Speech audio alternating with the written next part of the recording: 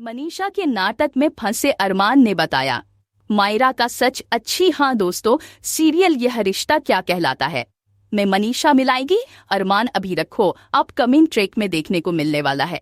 मनीषा पहले तो अबीर को समझने की कोशिश करती है कि तू दूसरों की बातों में आकर यह शादी का फैसला मत ले, क्योंकि तेरे लिए क्या जरूरी है, क्योंकि किसी और की बातों में आकर सिर्फ और सिर्फ तेरी जिंदगी बर्बाद होगी और अंशु माँ की भी जिंदगी बर्बाद हो जाएगी, जो इस शादी से अपनी उम्मीद जोड़ रहा है। अब मनीषा बार बार अभीर को समझने की कोशिश करती है और उसके चेहरे पर साफ नजर आ रहा होता है कि वह भी अरमान से ही प्यार करती है और वह कभी भी उसे नहीं भूल पाएगी। और मनीषा के समझाने के बावजूद भी अभी रुकने नहीं वाली, क्योंकि भाई अब वह अरमान की बातों को याद कर कर के पूरी तरह से टूट चुकी है।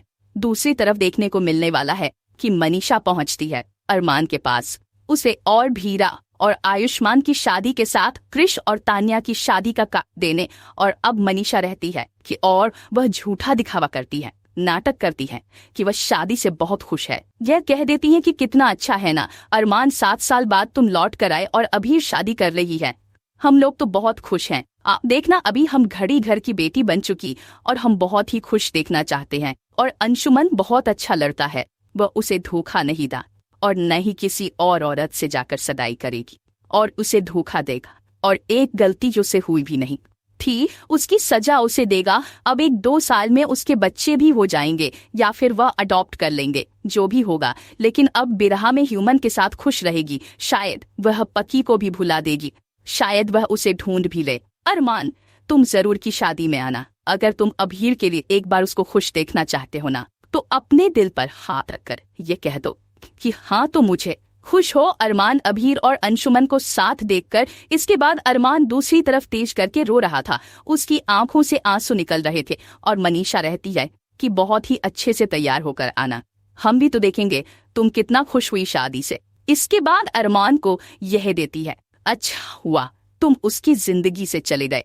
और शायद पति को खोज देना भी भगवान का ही फैसला था, क्योंकि इसके बाद तुम्हारा प्यार सामने तो आया जो झूठा था। और उसे काफी कुछ सुना देती है, जिसके बाद अरमान यहाँ पर रोने लग जाता, कहता है मेरा प्यार झूठा नहीं था चाचा सा, मैं आज भी उससे प्यार करता हूँ और वह की तही कोई नहीं, वह मेरे पास है। जिसके पास मनीषा की होश उड़ जाते हैं। जी हाँ दोस्तों, आने वाले ट्रैक में देखने को मिलने वाला है मनीषा के सामने उसके नाटक में फंस कर डाल देगा अरमान सच। जिसके बाद मनीषा रहती है कि तो यह सच तुम जाकर अभी राशि क्यों नहीं कहते, क्यों नहीं बता देते कि उसकी बेटी जिंदा है। यही तो वजह है तुम्हारे दोनों के अलग होने की। आखिर तुम्हें अब तक क्यों छुपा रखा है। जिसके बाद अरमान अपने आप को रोकने की कोशिश करता हूँ। मनीषा कोई थी, सच सच बताओ।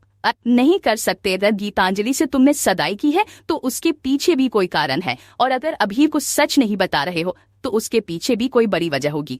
तो आखिर क्यों तुम उसका दिल तोड़ रहे और खुद का भी क्यों सारी दुनिया बर्बाद करें।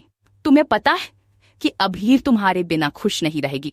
इसके बाद सच बताऊं चाचा सा, मैं नहीं उसका दिल तोड़ा है। मैं कहा कि मैं तलाक के पेपर पर साइन करके खुश हूं और मैं आगे बढ़ चुका हूं और तुम भी मुंह बंद कर लो। मनीषा कहते तुम पागल हो गए हो क्या अरमान, तुम्हें पता है ना कि अभीर ऐसा कभी नहीं कर पाएगी, और अगर तुम सच नहीं बताओगे तो मैं जाकर अभीर से सच्चाई बता दूंगी।